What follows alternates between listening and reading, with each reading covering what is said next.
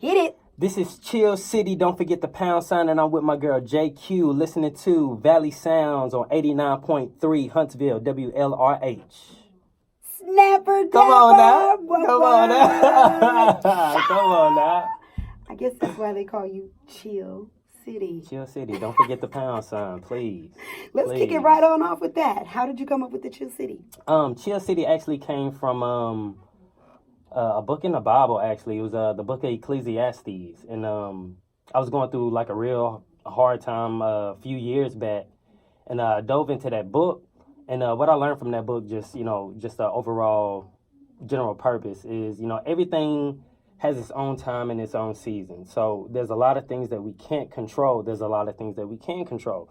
On the things that you can't control, of course, you do your best, but at the same time, stressing is definitely not about to help you out. That's going to make matters worse. So that's kind of where I got that whole philosophy of, man, just keep it Chill City. What's going to happen for you will definitely be for you. Of course, there's works that you have to do, in place of that. But, just keep that mindset that, just you can actually chill out and live a happy life, even though you have a lot of turmoil going on around you. It's actually possible. I think that is awesome. I mean, because you're right. In this world and what we live in today, we need a whole lot of more chilling on purpose happening. So tell me about the song that we're about to hear. All right, so this first song is God in Me. Like I said, I was going through a tough time, and it was a growth period that I was having where I was starting to get a lot more confident in myself. And a lot of people, who knew me from way back, middle school, elementary school, high school, beginning of college, whatever the case may be, they would see me and it was like, man, it's something different about you. I was walking with a lot more confidence. A lot of people, they, thought I was into, selling drugs and stuff like that. And the story kind of tells itself, but, it was just like, nah, man, that's just the God that's in me, that I'm, able to move the way that I am. I'm able to walk the way that I am and speak with, the confidence that I have, especially when it comes down to my music. So, yeah, that's really what that song was about. Well, go ahead and introduce it so the folks can check it out. All right, peace. So, Chill City, don't forget the pound sign. This song that's coming up is one of my singles, God in Me. Wow, the God in Me. Yeah, the God in Me, man. I really do pray that y'all really enjoyed that, man. It actually came from a special place. Like I said, man, I had a rough, couple of past years, and but that song actually helped me to express a lot of stress that I was having at that moment. So that song actually was good for me to do.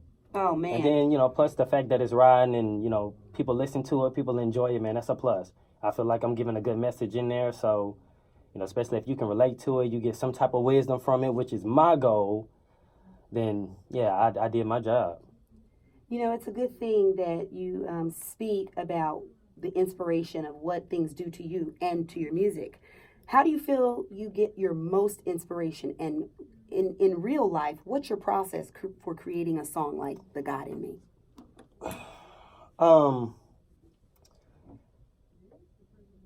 It can really span differently. Like there's been times to where, I've wrote it usually starts off as a poem.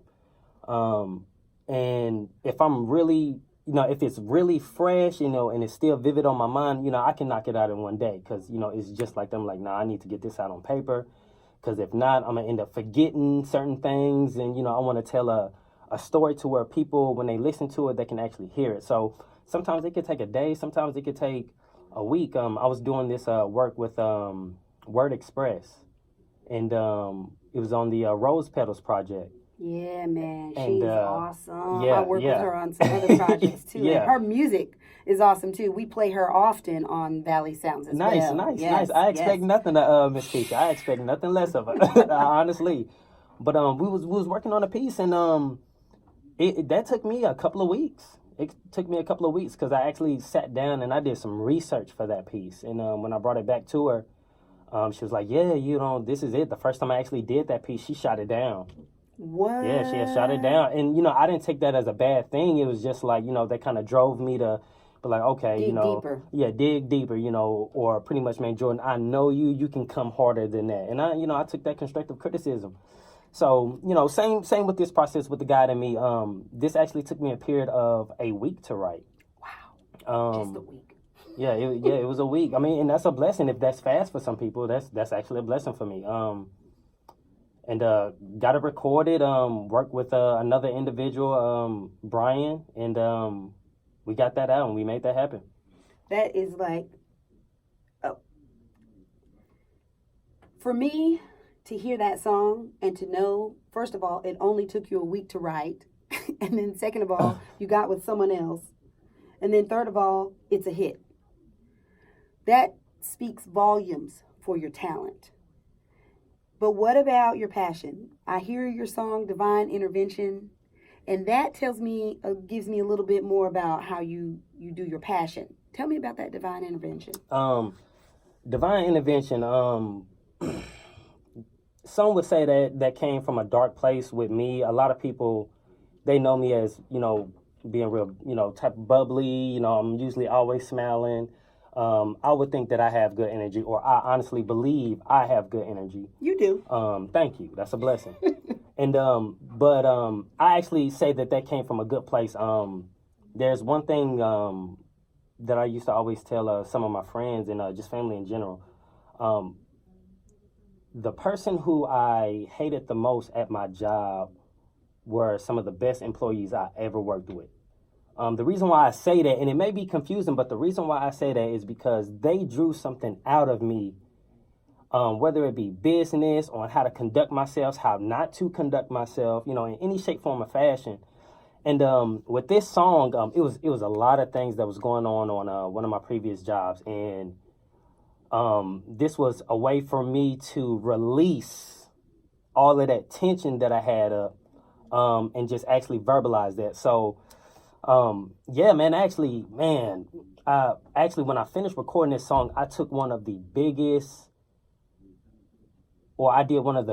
exhales that I've done in a very long time, because that's how important it was for me to get off this. So as far as passion goes, man, it's really in the sense that, I love to help people. Like I used to teach, from kindergarten all the way up to 8th grade. Mm-hmm. So I like to get people to that aha moment, to where they hear my music. And even if I'm not giving you a clear-cut answer, something that I'm saying is helping you visualize a certain route you may need to take, or a certain route that you may not need to take. Mm-hmm. And, for people to, come back and say, man, Jordan, like, your song done got me through some times, man. Like, that's, man, what? Yeah. What? Chill City, what is one of the most important pieces of advice that you could give to somebody that's in your position or coming from where you're coming from and literally trying to bust open on the music scene, especially when it comes to local artists? Take advantage of opportunities. That's one thing that really struck with me.